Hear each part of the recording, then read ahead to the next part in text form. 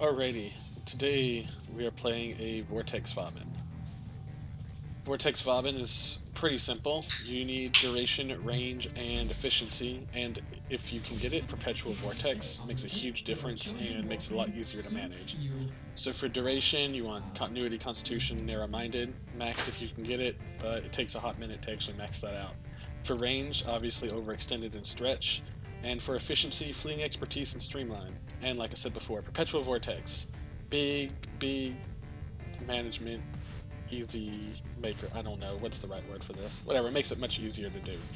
Um, for this, power strength doesn't matter, and pretty much everything else does. So let me grab some friends, hop into an ODD, and give you a quick little playthrough video of how simple it is to actually do this. And in fact, it's so simple it's kind of boring on occasion, but it's rather important.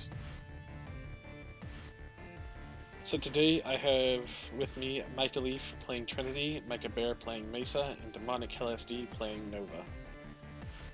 Alright, so the first and most important thing whenever you play a Vauban, especially with Perpetual Vortex, is where you position your vortexes. So since you theoretically should not move them for the entire mission, you want to make sure they're close enough to the pod that they can pull anything off that actually gets on it, but you also want to put them in the main pathways for enemy flow. So, you'll see here in a second, I tend to put mine in these two positions, just because you'll see throughout the video that they overlap right on the pod, and will pull off any enemies that get near it. And also enjoy the random one that went off to the right, because energy flew in front of my face right at the time I was throwing my vortex. Anyway, so most of what you're going to be doing throughout this entire mission is throwing more vortexes into your vortexes, which is, I guess, vortexception or something. I don't know. But that's what you do most of the time. You sit there and do that. You really don't have to kill much if you have good teammates. One thing I really do want to point out here, if you look down in the bottom right, you'll see the timer for 2:25 seconds. And that is the maximum amount of time that it will go for, which is about 3 minutes and 45 seconds for anybody who's math impaired. So, again, lots of me throwing vortexes. Thank God for EV trend.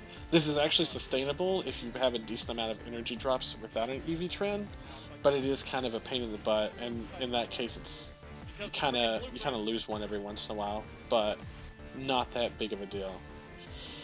But yeah, most of the time you're just gonna run back and forth, throw some vortexes. I tend to do them at the start and end of every wave. And occasionally you get to do fun stuff like this. Cutting people. Cutting people is lots of fun.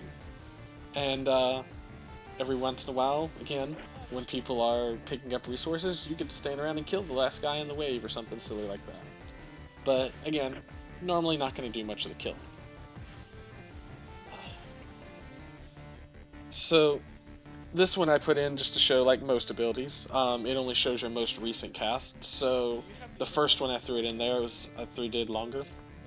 Tend to throw more in that just to be sure that I have enough time on it. Another thing to note is that while inside vortexes, or inside a vortex range, your Bastille won't hold anything. I actually found this out because I'd never tested it before on this mission.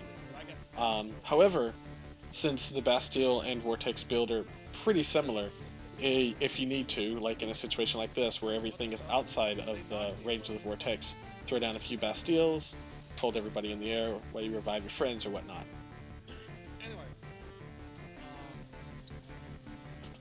Anyway, that's pretty much all it is. You know, if you have a good team, kill stuff pretty quick.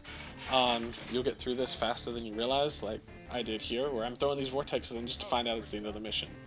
And honestly, you could probably more or less solo this if you bring good weapons, but not really recommended. Much easier when you have an EV trend.